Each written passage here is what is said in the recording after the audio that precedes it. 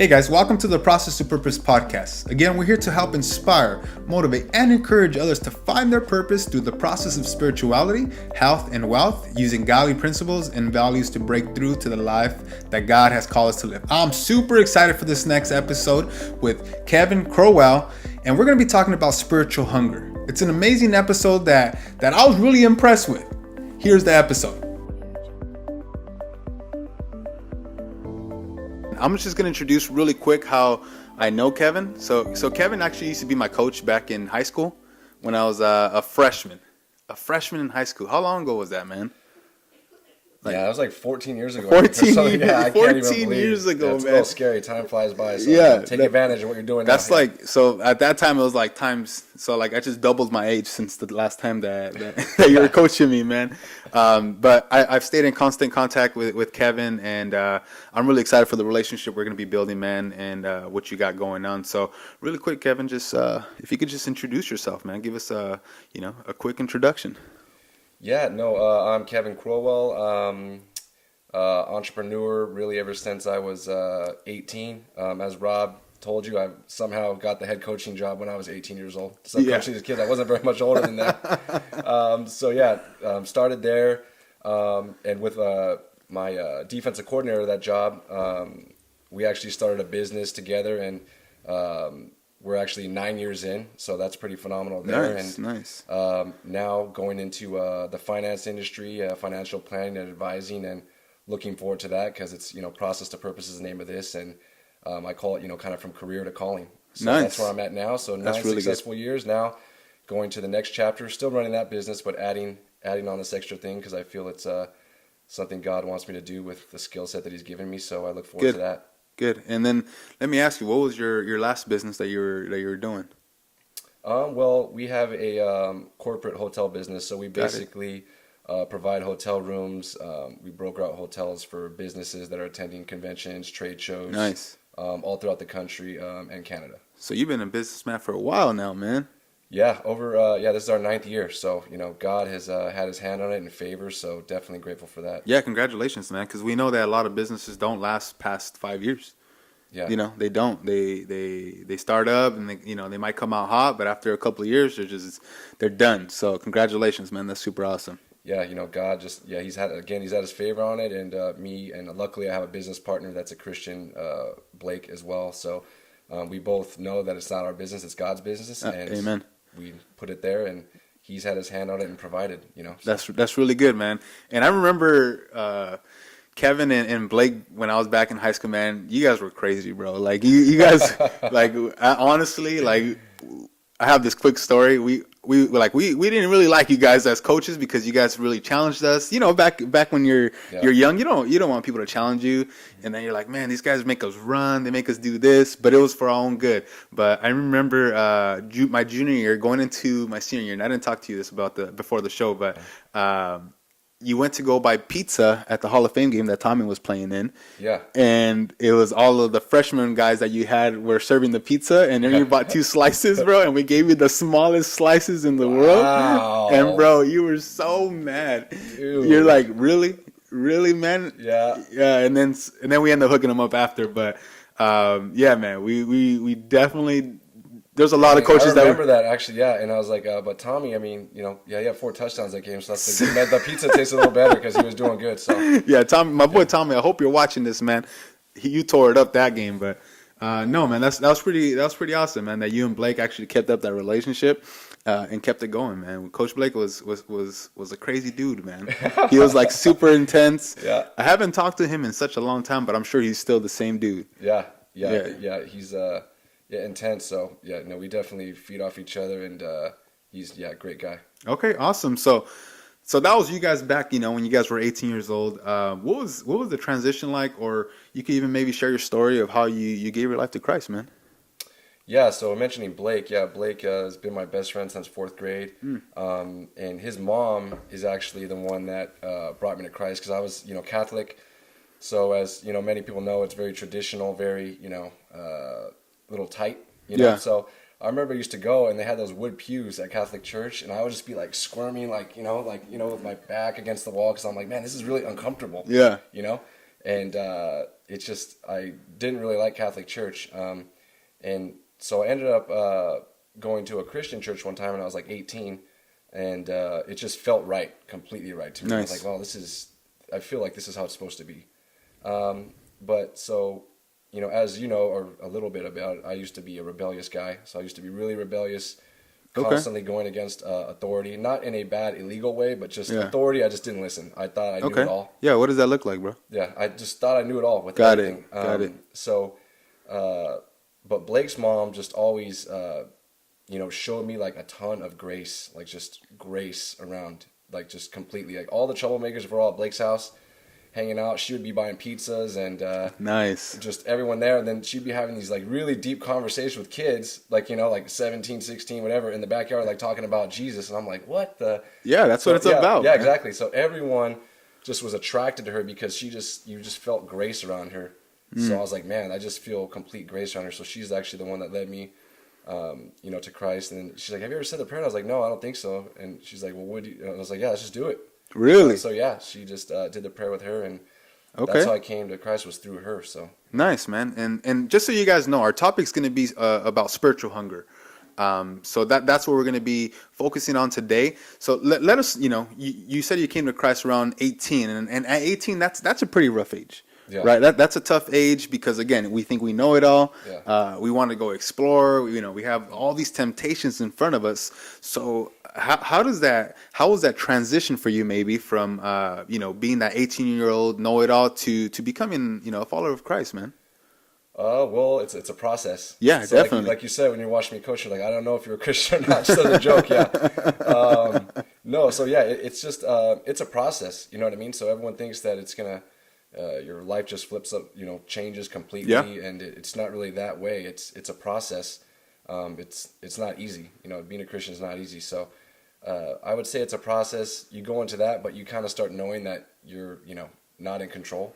Yeah. But you really feel just the relief, like the change of knowing that things are in His hands. But like I Yeah. said, it is a process. So To even get there, right?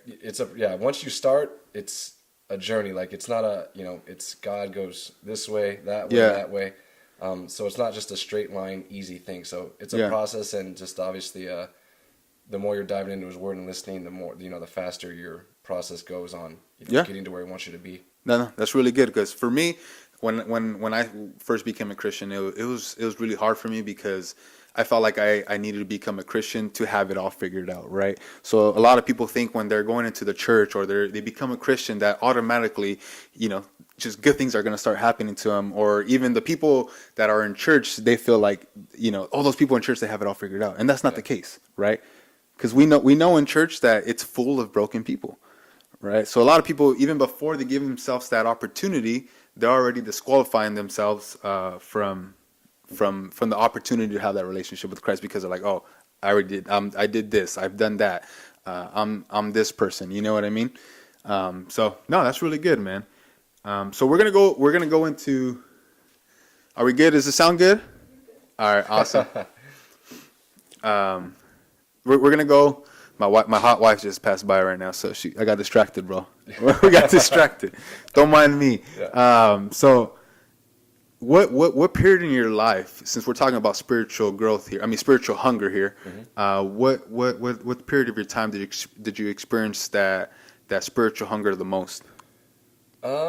Spiritual hunger and the spiritual growth, the things that I'd say most recently, really, because I moved out to Irvine, so I've been out there about a year and a half.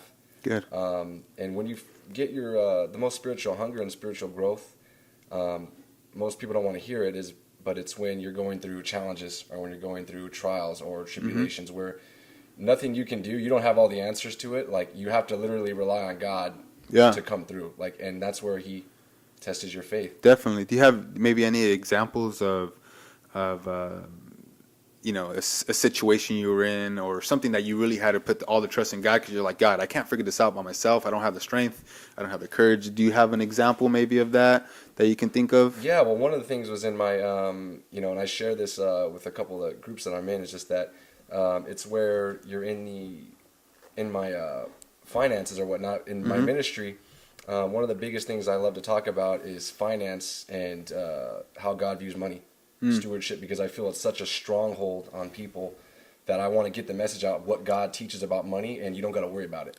Yeah. So that's been the biggest passion of mine for a really long time. That's really and good. God has done amazing things with me. Obviously, 9 years in business, all these things. So I was telling all these things, and I'm with a bunch of wealthy guys, and I'm telling everyone these things. So finally, God said, "Yeah, Kev, you know what? You're talking a lot about this, and I appreciate all you're doing." He's like, "But I'm not just gonna take your word for it. I'm gonna put you on the witness stand here." Yeah. You know. So Yeah. he tightened things up in a way where he's like, "Okay, you've been talking all this. You really believe it? Like, Yeah. you know, Yeah. what's going on Definitely. here, bro? Let's check it out." So literally, I was like, it didn't make sense. I was like, God, and a lot of the times when God's doing something, it doesn't make sense. Yeah. Until Not to us, at least, right? yeah, exactly. Until Yeah. at the very end, all of a sudden something happens, and you're like, okay, I know what he was doing now. Why did I ever doubt? Mm-hmm. But really, you were a little bit. You're like, I'm like, God, I don't get this. Like, your words, this why is this happening? And it came to the point where he's like, man, no matter what you do, Kev, he's like, I felt like he was telling me, you're not going to get the money you want like the way you think you're going to get it. It's not going to happen. So all of a sudden, I was like really tight, and I was going to be short on like my car payment coming up or whatnot. And I'm like, man, I don't know what to do here. Yeah. And then all of a sudden, Blake calls me, and he's like, hey, Kevin. I'm like, what's going on, bro? He's like, yeah, we got a check from Hilton. And I don't know why. You know, I got a check. You heard all these stories all the time. You heard tons of these stories. Yes. I get a check from Hilton. I'm like, what? They're not supposed to send us a check. They weren't going to do this for me. They told me, like, for sure, we're not going to send this to you. And I was like, okay. That was a long time ago. And all of a sudden, I needed something.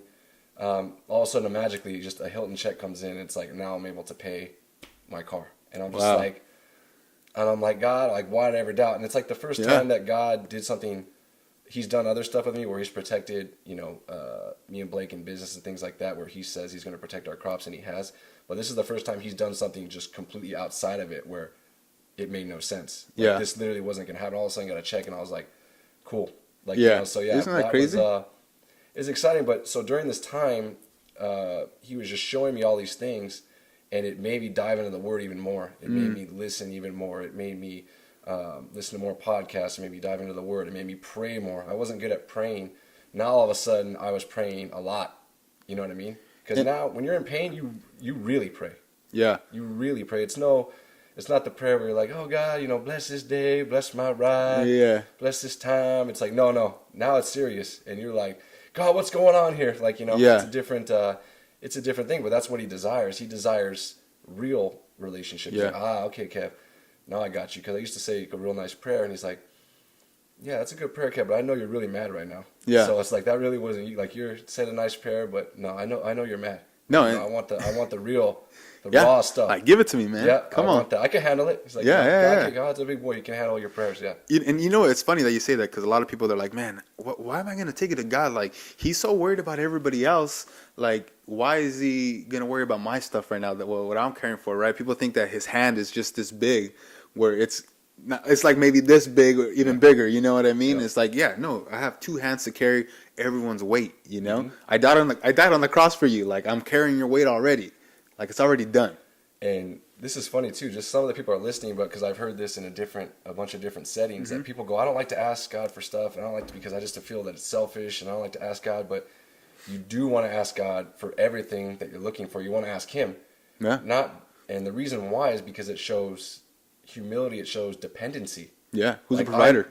I'm asking you because you're the provider. Yeah, I'm completely dependent on you. So you have to look at it as the way of it's showing humility. Like, hey, I'm asking you because I'm dependent on you. If you're trying to do it yourself, you're trying to cut him out of it. You know, it's just you're misinterpreting what he's doing. Like, I get what they're trying to say. Like, oh, I don't want to ask him for anything, but he wants you to ask him because he wants to know that you're dependent on him. Yeah, no, that's really good, and I like how you said that.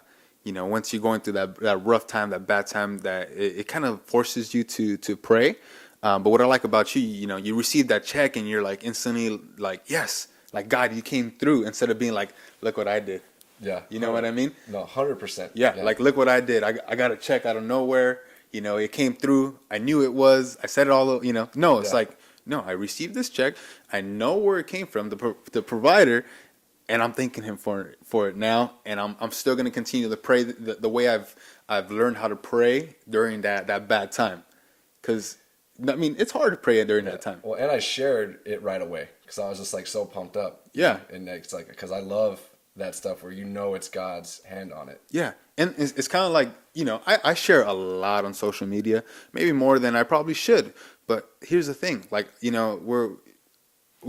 award I got earlier for Rookie of the Year, it was something that, like, I was really proud of, because I knew that it was God. Like, Yeah. like it just gave me an opportunity to glorify God. Yep. That's all it was. Like, yeah, I did it, but it would, I had to take action to get it, but at the same time, I knew that God was providing the whole time. Like, a lot of times I was just like, bro, like, how did I do that? Like, how did I even close that deal? It's like, I gotta remember, like, man, God just had my back. Well, God gave you the strength, He gave you the energy, He gave you the Yeah. insight to make it happen. Yeah, He put the right people in front of me, that were ready now, because I can tell you, like, yeah, I got that award, but there's a lot of things I was lacking in business, like, follow up, staying consistent, prospecting. Like, I realized, like, my gosh, like, how did I even do that? Because you need all that in business, But once I got the award, and it's funny because, just to let you know, I do this whole podcast thing, bro. Yeah. But when I am really bad right now. I say right now because I feel like I'm gonna get better, but I'm really bad at public speaking. Yeah. I for some reason I freeze up, and I feel like I gotta stop telling myself that I'm really bad at it to begin with. But Yeah, that's part of it. Yeah. yeah, and I think it is, and I have to get over that. But I was like, I visualized myself getting that award, and I'll go into it later on a later episode. But I visualized myself getting the award, receiving it, and having like a speech. Yeah. Literally like a speech of like how I'm gonna thank God for it. Like, that's all I was thinking about. Like, hey, Yep. I'm gonna get this award, and in front of everyone, I'm gonna say, all glory to God, in front of all these business people. Well, that's why I wanted to do this podcast with you, because I've seen a lot of stuff you do on social media. I'm like, he's got the right mindset, he has the right foundation. So that's why I wanted to get together with you, because that's exactly, you're viewing it the right way, like 100%. And it was and it's like you're talking about funny about the business people. This is one of the stories that were shared. There was a business conference at like Saddleback Church, and Rick Warren, his church, the Purpose Driven Life, the author of the Purpose Driven Life or whatnot, and he went to all these business people, and he kind of went in there. He's like, yeah, you guys know, I'm a pastor or whatnot, and I'm paraphrasing, I don't know exactly everything he said perfectly. Yeah. But he was saying, that book is super popular, obviously, and his royalties, he's making a ton.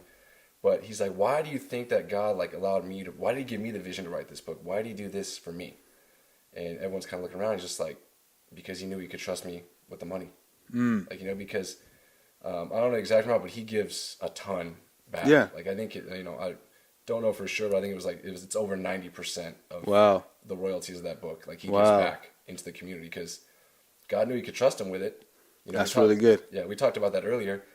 God will only he won't bless you beyond what your character can actually handle. Yeah. He's not going to give you something that's going to take you further away from him. Yeah, no, definitely. Yeah, I say this all the time. I just said it with you again not too long ago. It's like, yeah, I can get, make $20 million all of a sudden, and I'll be like, yeah, I don't think it would affect me at all, but but maybe if I did, I'm like, hey, let's go to Vegas. I have no idea. I don't think that would happen. But God's the only one that does know. Yeah. Like, but He won't bless you beyond what you can handle. He's not going to bless you with something that's going to take you farther away. Yeah, yeah.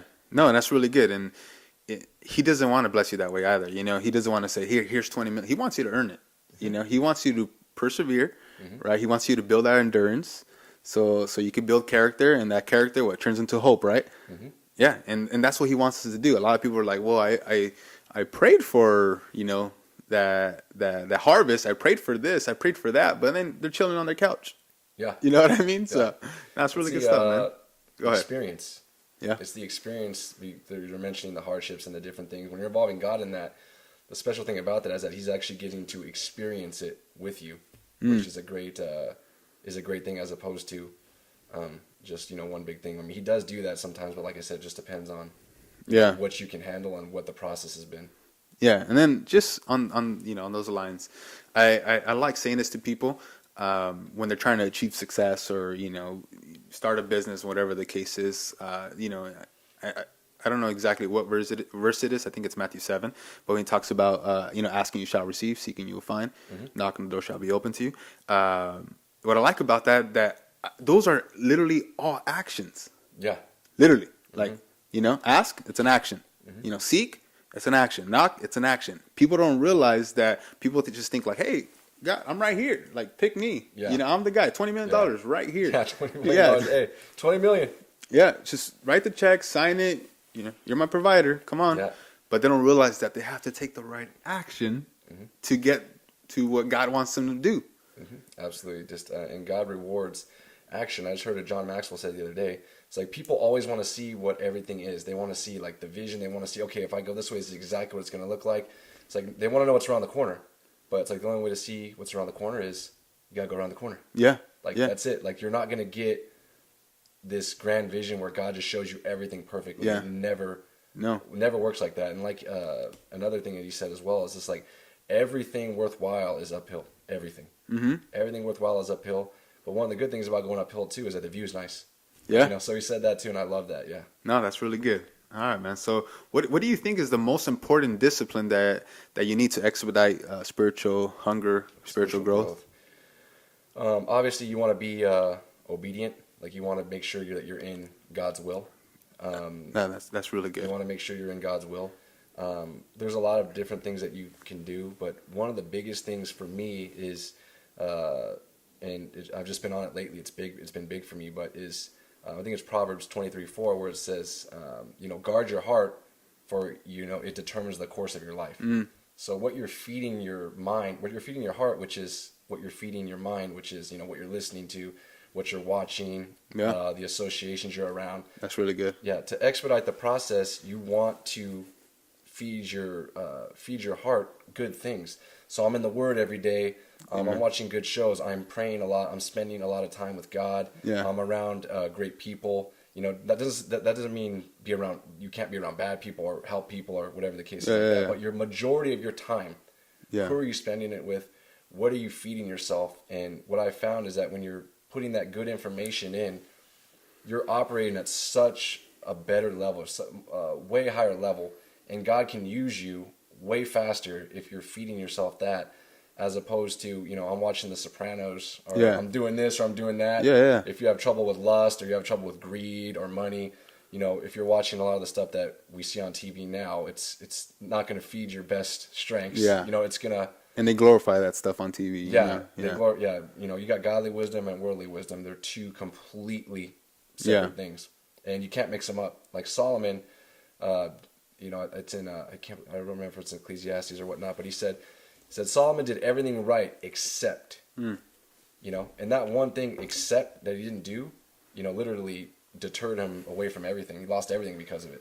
So it's like you don't want to mix godly wisdom and worldly wisdom, but. This is cocky. What is it? What was that one thing that it was? All the ladies that he had. Concubines. There you go. That was the word I was trying to present. I was like, I'm gonna say it wrong. I had some friends. It was just funny. They're just like, man, it doesn't say anything in the New Testament. You can't. What's going on? Like, how many wives can you have?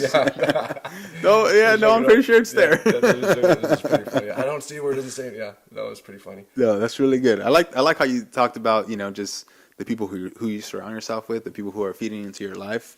That's important, man. You know how they say, you are the sum of the 5 people you hang out with, and it's really true. In Spanish they do this thing where, I'm not gonna say it in Spanish, I'll probably mess it up, but basically tell me who your friends are, and I'll tell you who you are.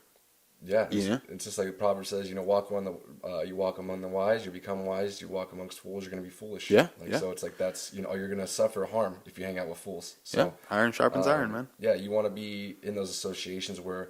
And I just read it today, and I was like, God, I've read Proverbs a million times. It's like, God, Proverbs is so good, man. He just showed me something. It's like look for good, you'll find good. Look for evil, you'll find evil. So that goes back into what are you feeding yourself? Like, you're looking for good, you're looking at the good outcomes of everything, you're always looking for the blessings that you have, all these things. You're going to find those things. Your subconscious is going to make you find those good things. But you look at the reason you can't do things, or why I didn't get business today, or I didn't do this, or I didn't do that. Yeah. Then your brain's going to find reasons why you're not doing it. Yeah, because that's where your focus goes. That's where your focus goes, 100%. Yeah, no, that's really good, man. I like that because I've been around the wrong people sometimes, and I love some of these people, man. Yeah. Like these have been close friends, and it just didn't do me any good, man. Because it's not like, they made me do those things. It's like, hey, we're there, and it kind of just happened. But because I put myself in that situation, then that's when it became bad. Yeah. Does that make sense? And then I had one more thought, but it kind of went away. So let's go into the next question.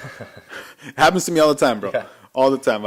So how would you say you plant seeds in people who don't know Christ? Because I know with that it could be a little touchy, right? Because you sometimes you want to be aggressive towards people, but sometimes you're kind of like, well, I want to lay back. So how do you plant seeds in people, man?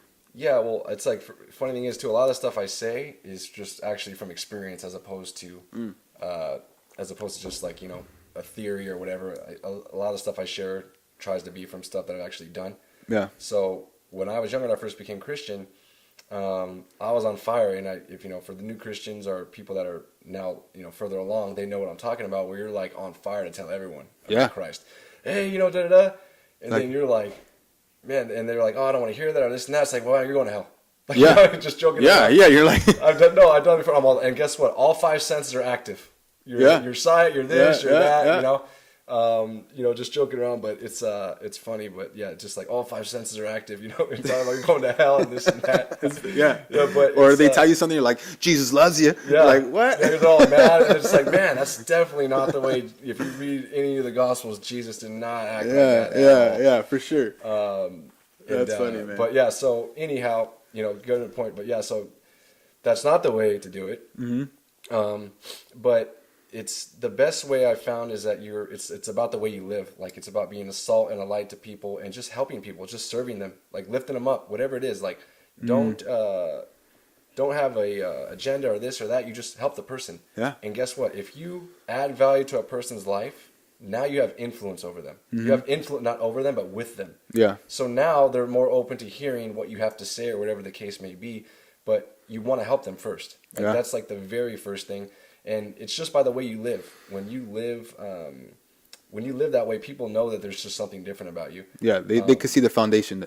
They just see, like, there's something different about that guy. And I know you run into Christians like that where you're like, man, that guy is just incredible. I don't know how I can get on that level. But I always use the example from the movie God's Not Dead. I don't know if you've ever seen that movie. No, I haven't. Wow, okay, you definitely have to see that. You'll love it. Anyway, there's just like I'll be like, babe, write that down. Yeah, no, definitely. It's a great movie, and anyone who hasn't seen it, I suggest you guys doing it. It's not awesome. It's not an only Christian movie or anything like that. It's like whether you're a believer or not a believer. It's good. It's a good movie to watch. And good. even my buddy who's an atheist is like, dude, I love that movie. Yeah, but so there's a wait. That's a great point right there. Actually, you said one of my buddies is an atheist. Yeah, that's awesome, man, because a lot of people, they'll be like, well, I'm going to separate myself from this guy because he's an atheist. You know what I mean? And where you're humble enough to be like, you know what? This guy's my friend, and what I'm going to do is I'm just going to love on him. Yeah. Yeah. Love on him. Sorry for interrupting you, but I thought it was pretty good, man. It's totally good. Yeah, a lot of my friends aren't Christian, or they may be Catholic, they may be practicing, or they may be Catholic or Christian, but they're not practicing. That's kind of just how they grew up, or whatever the case is. Yeah, like Sunday Christians sometimes. Yeah, exactly. So a bunch of different, but like I said, it's just going back to how to talk to people is that when it's their time, it's their time. Mm-hmm. Like, God will present you with the moment and the time. You could be working on someone for years, but you would have lost them if you would have said, like, hey, man, what are you doing? Like, you're living the wrong way. It's like, man, you can't tell them they're living the wrong way. Sinner. But they didn't sign up for it. Yeah. Like, if they're not Christian, you're telling them something they didn't sign up for. Yeah. So it's like, why are you telling them how to live when they didn't even sign up for it yet? Yeah. Like, they're just going to push you away. Yeah. So it's like when you want to hold your brothers accountable, that's a different, subject. But I'd say, just like you just said, loving on them and lifting them up. That's really all you do. And when it's their time, it's their time. Like, we're not that powerful. Like, God has his hand on every situation. He knows when someone's time is or whatnot. Yeah, you'll good. know. He'll present you that situation if he wants you to talk about it, or if he just wants you to lift them up, just help them.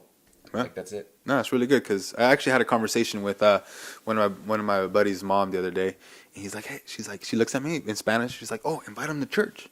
Yeah. She tells me, invite him to church, and I was like, I really don't feel like I have to. I could tell him. I've done it before. Yeah. And he always kind of just shuts me down, which is okay with me. Yeah. I'm okay with it. But I say, hey, look, I pray for my friends all the time. For the people that don't know who God is, I pray for them all the time. I said, look, God's gonna use me in a way that I'm not in control of.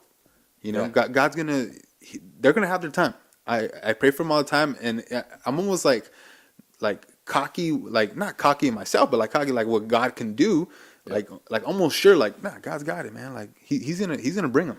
I Yeah. know it. I know. It's just right now, hey, all I have to do is show love to this person. That's it. And it could be weird sometimes because people can say like, wait, you just show love to people and that's how you bring people to God. Like yeah, literally yeah. Like that's my job. Yeah. Because your job's not to save them. no, it's not. No, just show love to them and say, hey, you know what? Do you mind joining me for church? No? Cool. Yes? Awesome. I'll see you there. I'll save you a seat. You know what I mean? And I think that's like one of my biggest gifts maybe is love. Like showing love, speaking, life into people, encouraging people, inspiring people. That's what this whole podcast is about, right? Yeah. So that's how I would approach people who don't know God. It's funny, just like you just said, life-giving, but that's like one of my biggest goals for the year. One of the prayers I do every day is I want to create a legacy of life-giving, giving life to people, lifting them up, and generosity. Like that's a prayer every day. Like help me create this legacy, Lord God, that that lifts people up, gives them life, along with generosity. One that glorifies you, impacts your kingdom and benefits people. Like that's what it's all about. So it's funny that you said life-giving because that's exactly what I want. Yeah. That's the prayer that I do every day. No, sure. and just on even that you say that your prayer every single day, God wants to lead us in a certain way where we need to know where we're going, right? Yeah. So you say you pray about things. There's things that I pray for every single day, and they're practically the same thing, Yeah. right? Every single day I'm doing the same thing. That's part of my declarations I do to God every single day. What I'm grateful for every single day. I write down my goals so I know where I'm going. So that introduction that I just had right now, man, I read it. I write it every single day. Yeah. Every single day. So that's why right now I don't even have to read it off this thing no more. Because it's like in my head. That's my mission, to inspire, motivate, and encourage people. Yeah, absolutely. Right? To find their purpose. Like I feel like I'm doing right now. It's a process. Everyone has a process, but that's what we're going through right now. Well, and the thing is too is that's just a discipline because you can't always see who it affects. It's just you're just throwing out seeds. You know what I mean? And you're planting the seeds, and you're not responsible for the rain. Like God. God does that. So if you're doing your best and doing all that, like that's all you can ask for. Yeah, like, that's really good. God's going to do what he was going to do with it. Nice, man. So let's go. We know we're in the beginning of the year right now. So, many people start setting goals at the beginning of the year. What are a couple of things that God has revealed to you so far in 2019, man? Yeah. Some of the biggest things in 2019, it's just, it's been incredible on the stuff that he's revealed to me. One of the biggest things he revealed to me is just, affirmations and reminding yourself of certain things and prayer. But what I've noticed is that just like in church or in conversations or in ministries or things like that, there'll always be a message. But, okay, so what's the game plan now to implement that message? Like, what are you going to do? Like, how do we do it? Like, I want to be a better person in 2019. I want to be a kinder person. Okay, cool. What do we do now? What actions do you need? How do I need to implement this? How do I strategize this so this actually comes to fruition and actually comes to life? Like, what do I do? So for me, it's like, hey, did Proverbs 23:4 where it's like, I'm going to feed my heart good stuff. Like, that's all I'm going to do. I'm not going to watch, The Sopranos or, or, Game of Thrones, those things like that. Yeah. I'm not going to do that, It's like, I'm going to do this. I'm going to pray these things every day, asking for God's wisdom, insight, understanding, discernment on everything, for him to guide my steps, guide my, direction, guide my thoughts, protect me, do all these things. And there's a lot of different prayers, but also the biggest thing I think is just self-worth. The world kind of does it in a different way, like value yourself and, it's all about you and don't worry about anyone else. And that's not... Screw the haters. Yeah. The haters are this. Man, I love the haters. That. The haters are fueling me. Yeah. No, it's no, for me. I can't live that way. No, man. no. For me, it's value yourself. When I said this not too long ago, and it's like, okay, so you get out of life what you think you're worth. Yeah. Okay. But so what exactly is your worth, right? And it's like, for me, your worth is, the God of the universe, sovereign God of the universe, sent down his only son to die for you and rise again so that you can live free. Yeah. Like that's your worth. Yeah. Like the Most High God sent His Son down to die for you. Like that's how valuable you are. Like, and you have to remember that how valuable you are. And I have to remind myself every day. It's on my wall. Jesus loves me. Jesus died for me. Jesus desires my success, because Jesus desires your success. Yeah. He's invested in His will for you, which is success. He's Yeah. invested in that. He wants to see you do it.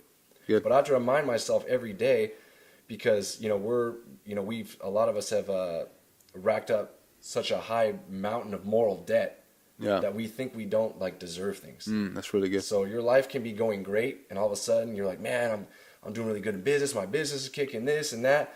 Then all of a sudden there's something inside you don't think you're worth it, and you'll start to like slow down. You'll start to be like, oh, I'm gonna relax today, or I'm gonna sleep until 11, or I'm gonna do this, or I'm gonna do that, or I don't need to work that hard this week because I did good last week.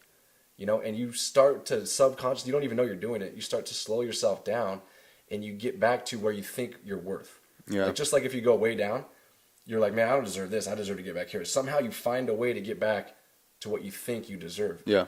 But you have to remember, like, what God, how much He values you is just like keep going. He doesn't want you to slow down. Like, keep going, keep the momentum going, supercharge it. And part of that is those daily disciplines and reminding yourself, how much you're worth, how much God values Good. you, that He wants your success, because you're never gonna get past where you want to be if you don't do that stuff. If you don't know how much He values you, because you will automatically come back down.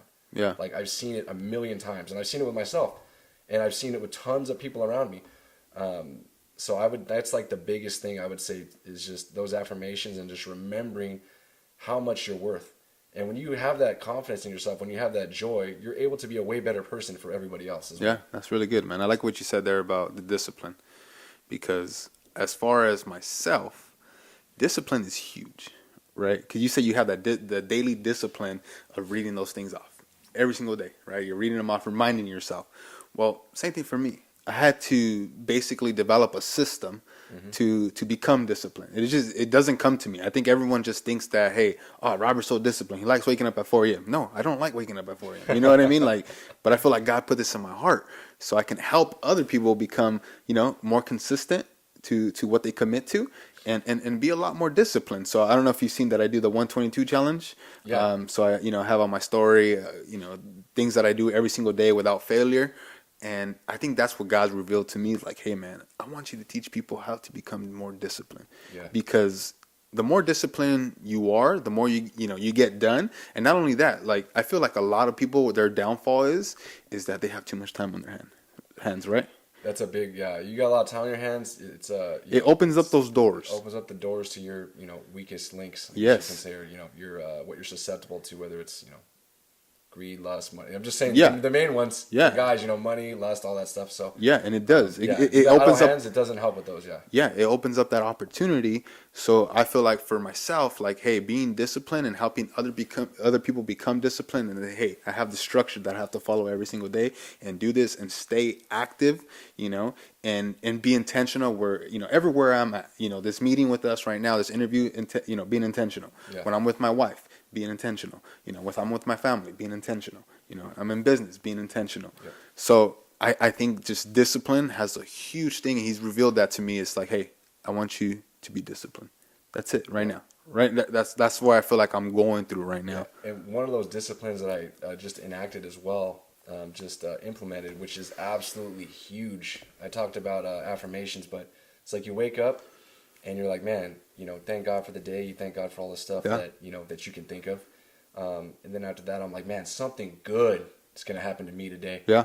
And something good is going to happen through me Yeah. today. Yeah. And every day I say that, now my mind is always looking for that. Oh man, look at this. This happened to me. That was good. Yeah. And this, I was able to lift this person up. That was good. Your mind starts to think that, and you start to remember that, because we talked about it earlier before we jumped on, was that a lot of people are looking for blessings. You know what I mean? And something good's going to happen to me, but God wants to work through you. Yeah. Like, so when you're talking about, I want to be blessed, okay, cool. Who's going to benefit from your blessing? Yeah. Because if God blesses you and it stops with you, he's not interested in that. Yeah. He's interested in it going through you to benefit other people.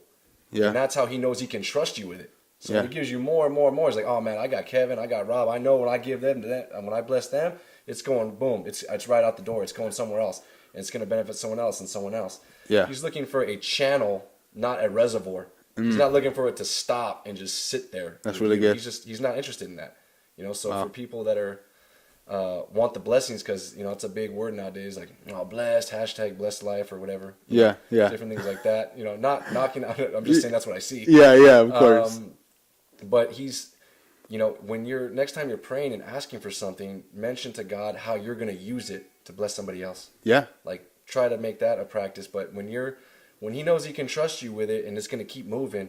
Yeah. Now you piqued his interest. He's interested now. But when it just stops with you, he's not interested in that. And you know what's crazy about that? A lot of people think like, oh, God's not, Jesus is not going to use me. He won't use me. I'm not qualified enough. But then you think about the disciples, right? You think about the 12 that were chosen, and he allowed them to go out there and cast out demons, heal people. It's like God could have easily just snapped his finger, right? Easily, because he can. Yeah. And everyone would have been healed. Everyone would have been, all the demons would have been cast out. Yeah. But no, he decided to use people, tax collectors, fishermen. Like he decided to use all these people.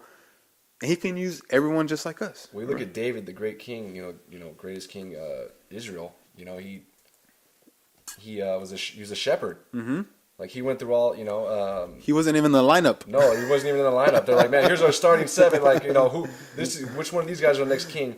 And he's like, the prophet's like, no, it's not this. God's telling me it's not this. Is there anyone else? Are you sure? Like, oh, we got David. He's like in the, he's the youngest. You don't want him. He's like he's out in the field. Shepherd. He's out in the field right now. It's like, no, bring him. And he came, and he's like, no, this is the guy. Yeah. So it's like God used the littlest one out of them, and he became a great king and a great warrior. Yeah. And the story goes on with him, and obviously he wrote all this, many of the Psalms. Yeah, nice, man. Yeah. No, it's been fun so far, man. Yeah, no, 100%, man. I could talk about this stuff like all day. I hope you guys are getting a lot out of this, man. If you are, give us some love, and also share this with somebody, man. Yeah, you guys heard us, affirmations, man. We're looking for affirmations, man. We're looking for good words here. Yeah. No, for some encouragement. And it's crazy. Affirmations are so important, man. Like just saying them to yourself. Oh, look at this. Here's another one. All right. So talk about affirmations, right? Yeah. And especially from men, our fathers, it's a huge thing. But when we talk about affirmations, you remember when Jesus, got baptized, and God said, this is my son who I'm well pleased, right? Mm-hmm. Even Jesus needed it. Yeah. He needed it.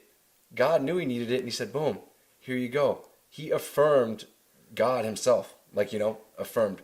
Because it's that important. Yeah. Like it's literally that important.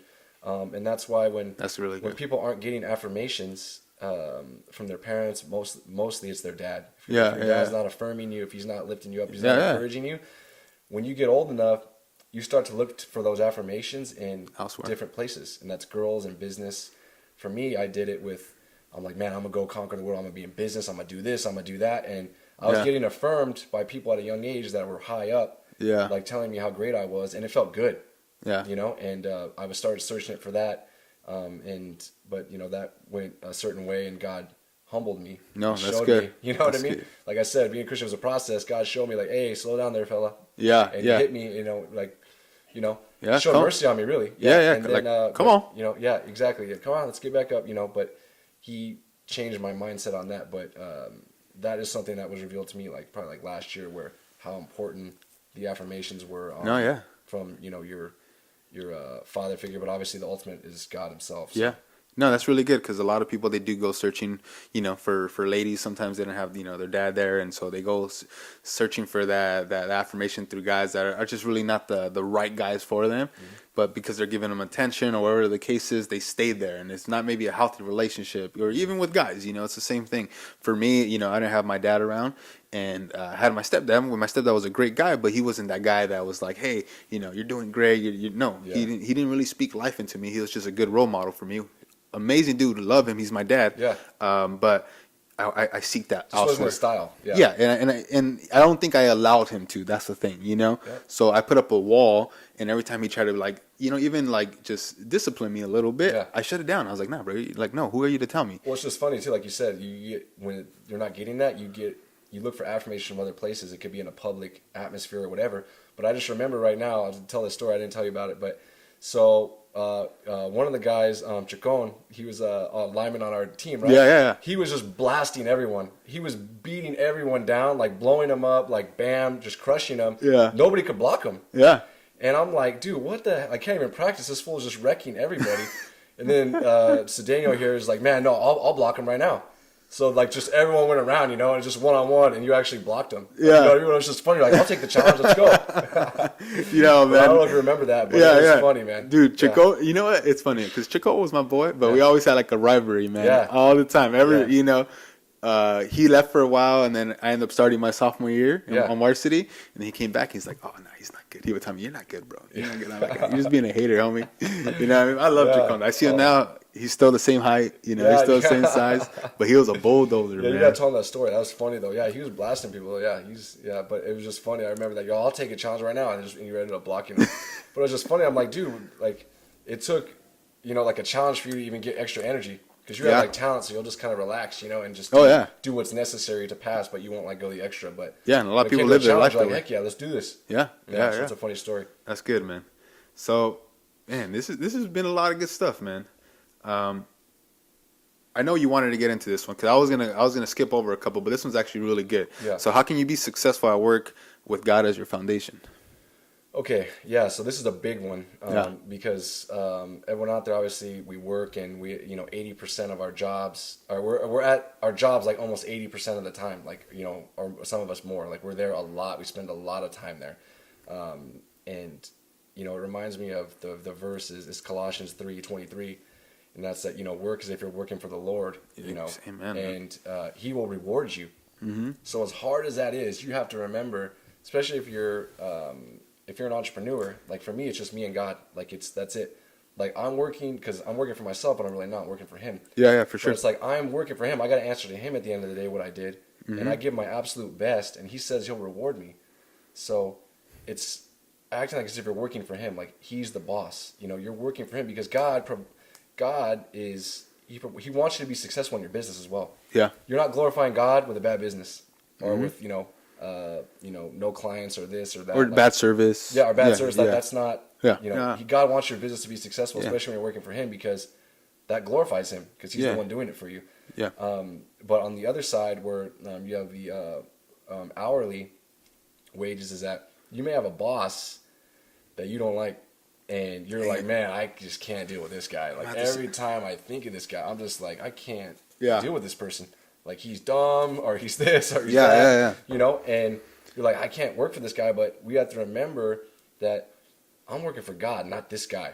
So I got to be merry and just remember I'm working for God, and that will help you be joyful with it, because He says He'll reward you. Like a lot of times, people will tell you what you need to do, but they won't give you the why behind it. Yeah. So it's like God says He's going to reward you for doing that.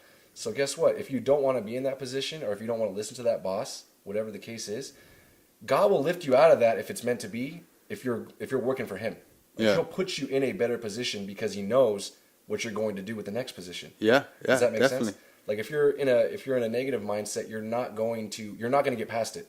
Yeah. You're just not going to get past it. You're going to be in that position, and for as long as it takes for you to start working for Him instead. Yeah. He'll keep you there if you're just in that negative mindset, because He knows you're not ready to graduate yet. Yeah, or just going through the motion.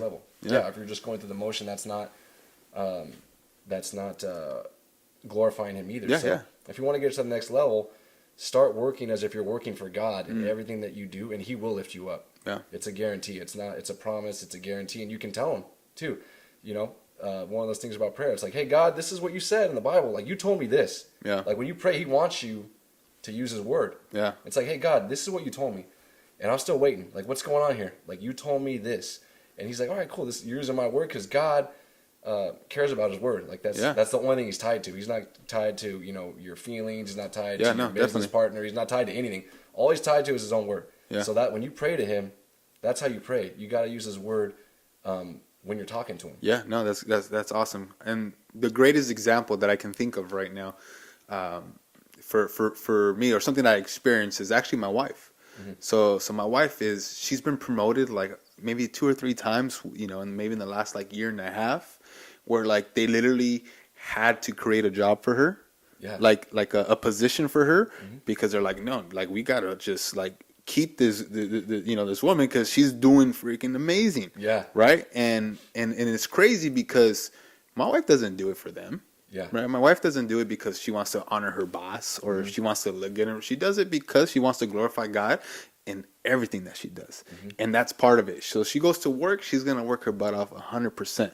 And so she comes home, she's like, babe, I got a promotion. I was like, oh, you're a lead now. Yeah. Sick. You Yeah. got a little pay raise. Awesome. A couple months later, she comes back and she's like, hey, I got another promotion.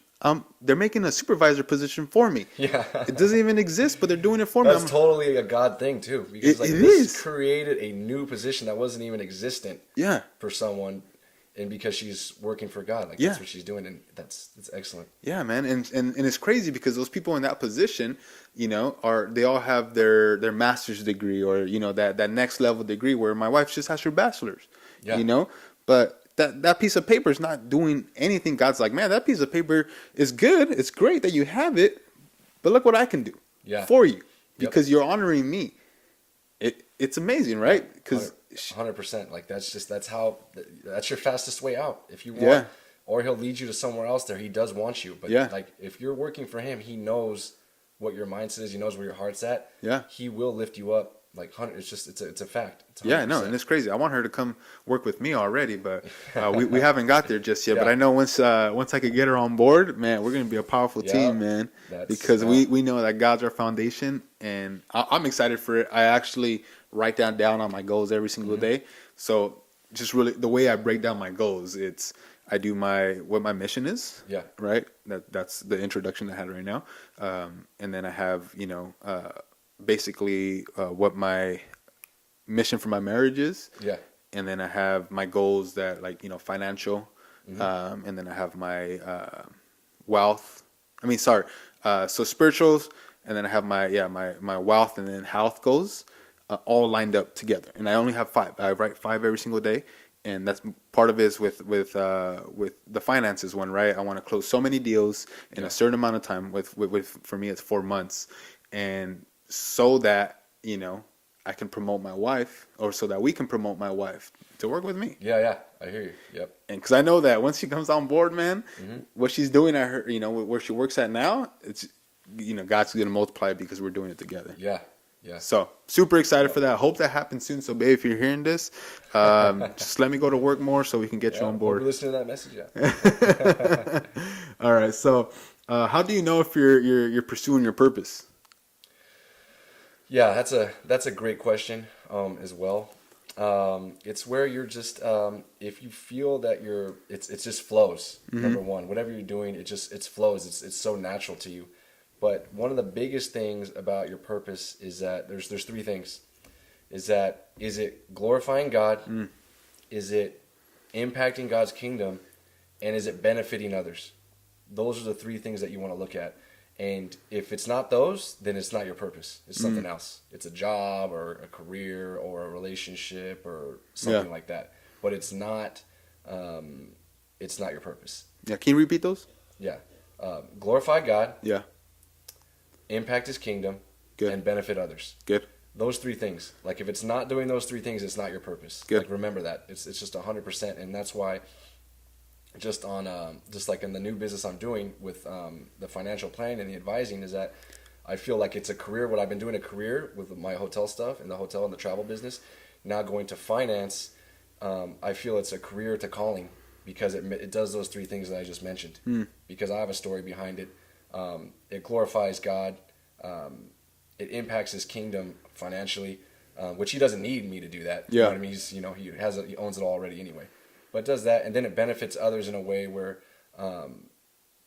money isn't a stronghold for them. Like, so that's why I get excited about that stuff because it's just like I feel that it aligns with those 3 things. Like, and for me, it just flows. When I get to talk about, educating families or helping them with finances or getting them out of debt or showing them plans that protect their income or protect their future. That's good. Or change the family tree is like my main goal. I want to change the family tree to something where money's not that stronghold and their next generation is better off than what they were. Like, and that's, I think, all of our goals, right? Is to our next era or our next, Yeah, the legacy, man. yeah, legacy. Exactly. Just really to create a legacy for your next people or for your next kids or, your wife or whoever Yeah. the case is. But, so that's kind of just an example on my end. It's just like why I think that's for me. But Yeah. for somebody else, like whatever their purpose is, it's those three things. Yeah. And if it's not, then it's just not your purpose. It's something else. Yeah, yeah. But you really want to look for those three things when you're trying to identify your purpose, for Yeah, sure. no, that's really good. And huge thing is, just asking straight out, ask, hey, am I living in where you want me to be right now? Am I living according to your will right now? Asking God, and He's going to show you the way. You might be in a position right now where you feel like, hey, maybe this is not my purpose, right? But sometimes God's going to use that. Like, hey, master this. Become really good at this. This is going to help you get into that next level. You get to that next step where I want you to be. Like, don't give up just now. Keep going. And I think it's in Thessalonians. I can't remember which verse in Thessalonians, but it's where God says, "Be grateful in all things." Be grateful in all things in thanksgiving. For this is the purpose God has for your life. So if you want to help identify your purpose, start being grateful. Yeah. Start being thanksgiving. Start saying that stuff out loud, and God will start moving you in that direction. But be grateful, be thankful for what you have right now. Yeah. Because that's His purpose for you. But then He'll start to show you more things. Like, you know what I mean? If we're, it's baby steps, walk before we run. He's not going to show you your purpose right away when we're having trouble doing the basic things. Yeah. Just reading or spending time with them. Little, things like that where we're not even spending time with them every day, or we're not reading, or we're not praying.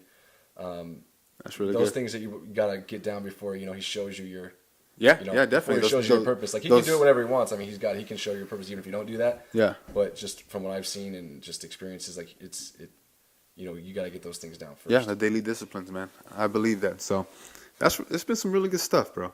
We're gonna go into the last couple of questions. These are super quick questions. I ask this almost every single time. They're rapid fire questions, but they're a lot of fun, and sometimes they're the deepest. So they're really good. So and I didn't tell you about these questions. Yeah, that's correct. Yeah, rapid fire. Yeah, these are the ones I told you were gonna be a secret. So what's one tip if you could go back in time, right, to any age? You can choose the age, whatever age, but you can't change anything. Right, you can't change anything. You can't change where you're at right now. Your success, whatever the case is, you can't change anything. What age would you go back to, and what's one tip that you would give yourself? One age, or the age I'll go back to is probably when I was when I was 19. 19. Okay. And just save your money. That's just like when you're like. I was like, man, if I was like 19 to when I was like 27, I just would have saved and been smart and been a good steward with my money. Yeah. It would be in a whole different position. I wouldn't take anything back, obviously, like we mentioned. I wouldn't take anything back because I love where God has me right now. And He uses me for, He uses everything you do wrong as well for good. Mm-hmm. He can work with anything. Mm-hmm. But that's one thing I would do when I'm like that young. It's like, dude, be a good steward of your money. Be smarter with it. I should have been more educated on what I was doing, and that kind of goes back to what I'm doing now. But is just because middle market families, if you're from a middle market family or upper middle market or middle class, whatever you want to call it, your parents usually pass down the same principles to you. Yeah. So you kind of learn what they're doing, like know what I mean, as opposed to. Bad or good? Yeah, exactly. As opposed to wealthy families, like they show you exactly what you need to do. That's why they stay wealthy and they plan and they do all these things. And then you have the lower income people sometimes where they're like, there's two things. They're either going to stay in that position or they're going to be like, I know exactly what not to do. I know exactly what not to do. Do the polar opposite of this. But if I had to go back, it would be to be a lot more educated and smarter on, saving my money. That's good. And a lot of that comes with time, right? Yeah, because you're emotional when you're 19. I'm like, I'm going to be the next billionaire, but I'm 30. Who cares about this 10 grand or whatever? You know what I mean? So it's going to come no matter what. Yeah, exactly. Yeah, it's going to keep coming. I'm on a roll, or Yeah. But it's like you to be a lot smarter, with that stuff. You know what I mean? And then the money, the stuff that you're spending it on. One of the questions I got, it's like, the stuff that you really didn't need. You have fun certain things sometimes. That's fine. But if you could go back, in your adult years, and if you did not buy stuff that wasn't a necessity really for you, how much money would you have right now? Yeah. And I was like, I don't want to hear that question again. Yeah. Let's not talk about that. Let's not talk about that. Yeah. That's funny. Yeah. All right. So next question. What's your favorite movie? Basically something that you can watch over and over, man. Um, Man, I would say one of them is it sounds funny. I don't even know if a lot of millennials, like young ones, know, but like Rocky Four probably. Is Really? one of the ones. That's Yeah, a great Rocky, one.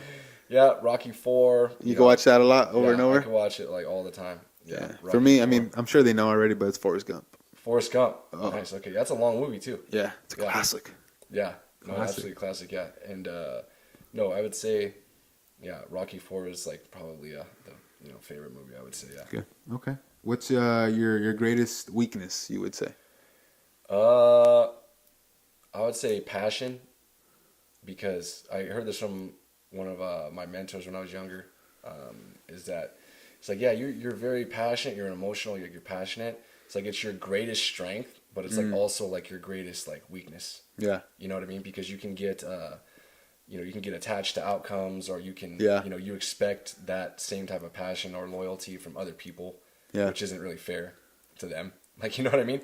So I would say, yeah, passion is That's a good one, man. yeah, I would That's say really that's good. my biggest weakness. But I learned to channel that, where now it's Yeah. more geared towards just my strengths and not, but it's still, Yeah, you have and to most work people, through it. it's most people's. It's that's exactly the same way. Their weakness is sometimes their strength Yeah, for the most part. yeah,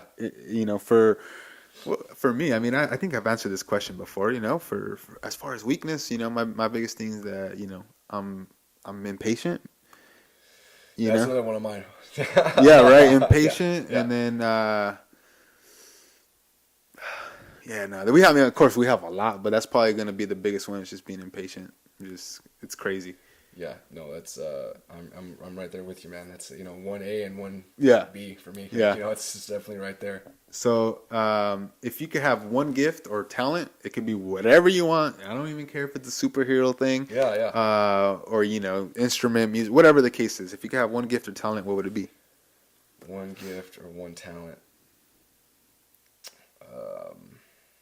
I'm trying to think of it naturally instead of having like a politically correct answer that's everyone wants to hear. Yeah, Talent I get that I want.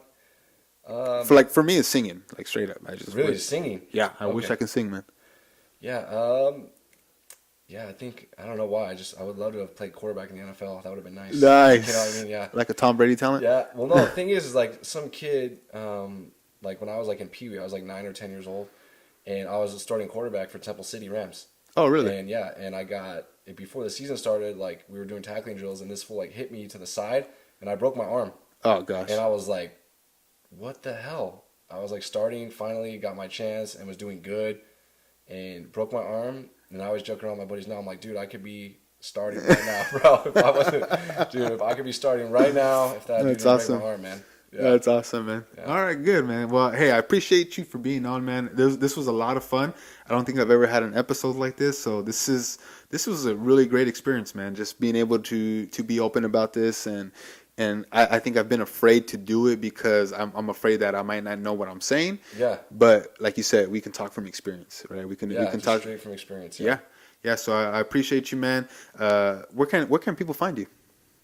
Yeah, man. Well, it's just my Facebook, Kevin Crowell, IG, the Golden Boy Says. We joke around, me and Tommy, just because, Oscar De La Hoya. So, Yeah, the Golden Boy Says is my IG. And, nice. I like that. Yeah, so I'm going to upload that, or I'm going to start to add more stuff and, Good. Start to implement, the financial principles and start showing people things on, Good. how they can be better off, how they can protect their family, their income, their next generation, and just really take that stronghold of money off of them. Yeah. Where they're excited about it. They learn God's principles, stewardship. So Yeah.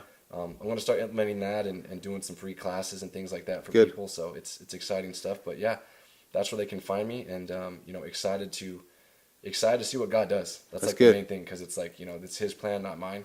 I know that Yeah. it's overused where people go, God's plan, and it's really, Yeah. they just say it, you know what I mean? Yeah, It's yeah. like a Drake song or something like that. But with me, it's really just, it's really Him, where it's like, man, this isn't, He's got the wheel, not me. I'm just in Yeah. the seat, So Good. I'm excited to see what God does, and hopefully we look back on this episode and Yeah, see, we'll have a follow see up. the We'll fruits. have Oh, a yeah. follow up in some time, and then say like, hey, man, you know what? I was here then. Now I'm here because of what God did in my life, and I'm excited for that, man. Yeah, man, that's one of the goals to get that on that big stage to be able to share. So I Okay, appreciate nice, it, man. man. No, thank you for being on, guys. If you guys could just do me a favor, tag somebody, on this live video. Once it's up on the podcast, if you could just go and subscribe, give us a 5-star review. Again, we're doing this to help inspire and encourage people to find their purpose, and we can't do it. We can't do it alone. We need everybody to help out, and we want to change lives together. So Absolutely, yeah. the way I end this show every single time.